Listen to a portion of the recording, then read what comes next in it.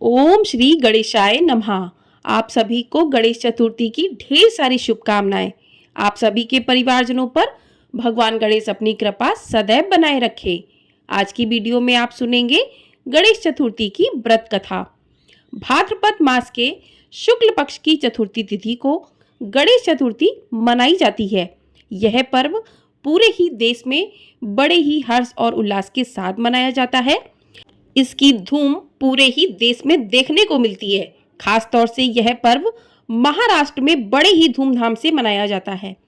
इस उत्सव में घर में गणपति बप्पा को स्थापित करते हैं। भक्त बप्पा को लेकर आते हैं पूरे गाजे बाजे के साथ अपने घर में और उनकी स्थापना करते हैं, उनका पूजन करते हैं।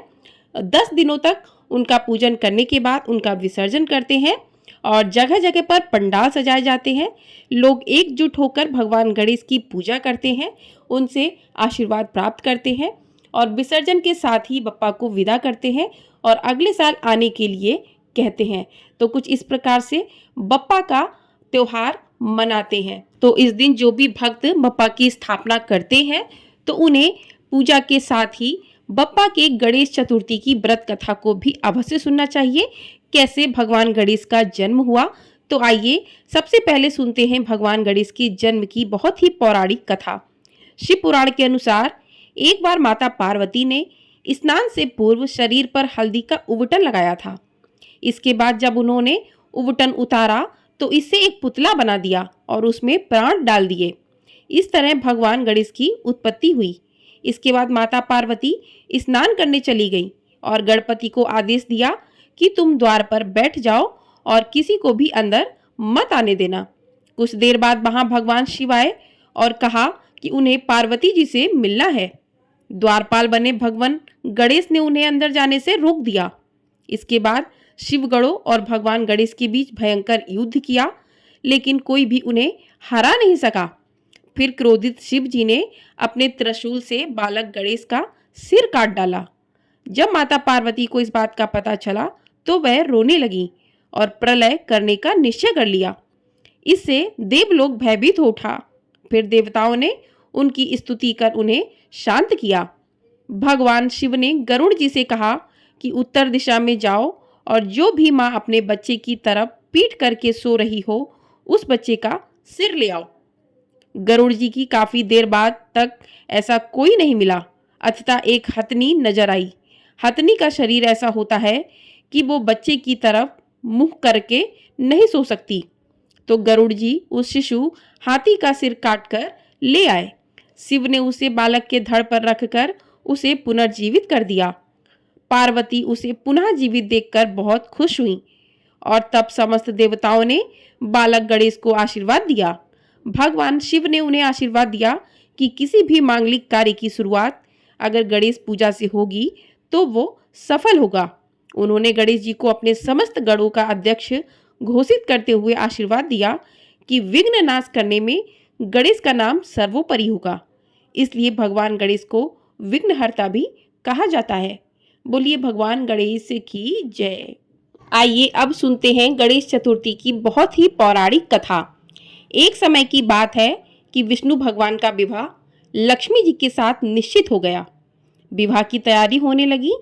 सभी देवताओं को निमंत्रण भेजे गए, परंतु गणेश जी को निमंत्रण नहीं दिया। कारण जो भी रहा हो, अब भगवान विष्णु की बारात जाने का समय आ गया। सभी देवता अपनी पत्नियों के साथ विवाह समारोह में आए। उन सब ने देखा कि गणेश जी कहीं दिखाई नहीं दे रहे हैं। तब वे आपस में चर्चा करने लगे कि क्या गणेश जी को नहीं न्योता है या स्वयं गणेश जी ही नहीं आए। सभी को इस बात पर आश्चर्य होने लगा। तभी सबने विचार किया कि विष्णु भगवान से ही इसका कारण पूछा जाए।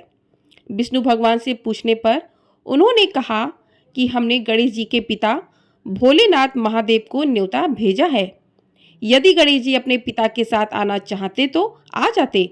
अलग से न्योता देने की कोई आवश्यकता भी नहीं थी। दूसरी बात यह है कि उनको 1.25 मन मूंग, 1.25 मन चावल, 1.25 मन घी और 1.25 मन लड्डू का भोजन दिन भर में चाहिए। यदि गणेश जी नहीं आएंगे तो कोई बात नहीं, दूसरे के घर जाकर इतना सारा खाना पीना अच्छा भी नहीं लगता।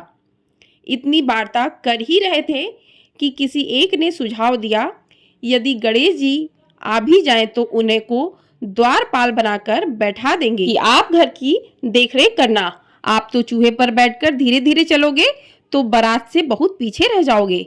यह सुझाव भी सबको पसंद आ गया तो विष्णु भगवान ने भी अपनी सहमति दे दी। होना क्या था कि इतने में गणेश जी वहां पहुंचे और उन्हें समझा बुझाकर घर की रखवाली करने बैठा दिया। बारात चल दी। तब नारद जी ने देखा कि गणेश जी तो दरवाजे पर ही बैठे हुए हैं, तो वे गणेश जी के पास गए और रुकने का कारण पूछा। गणेश जी कहने लगे कि विष्णु भगवान ने मेरा बहुत अपमान किया है।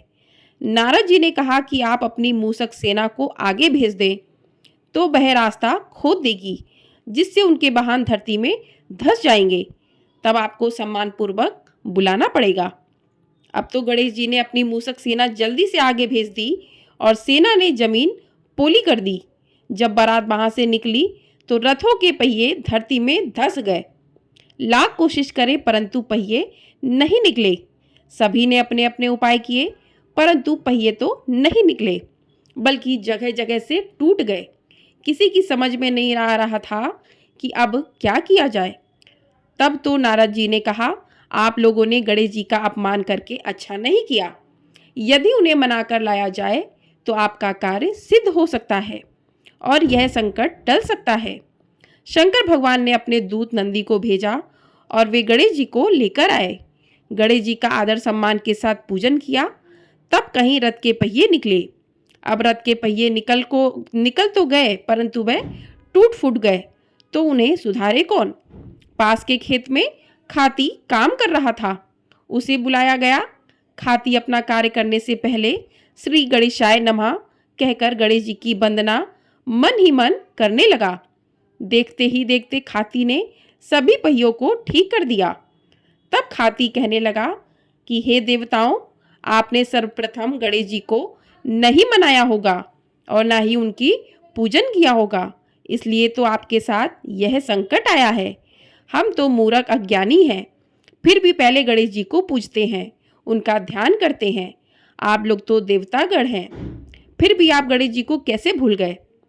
अब आप लोग भगवान श्री गणेश जी की जय बोलकर जाएं तो आपके सभी काम बन जाएंगे और कोई संकट भी नहीं आएगा। ऐसा कहते हुए बारात वहां से चल दी और विष्णु भगवान का लक्ष्मी जी के साथ विवाह संपन्न करा के सभी शाकुशल घर लौट आए। हे गणेश जी महाराज, आपने विष्णु को जैसे कारज सरियो ऐसे कारज सबको सिद्ध कर जो। बोलो गजानन भगवान की जय। इस प्रकार से भगवान गणेश की कथा सुनने के बाद आप भगवान गणेश की आरती करें। तो चलिए आरती शुरू करते हैं। जय गणेश जय गणेश जय गणेश देवा, माता जाकी पार्वती पिता महादेवा।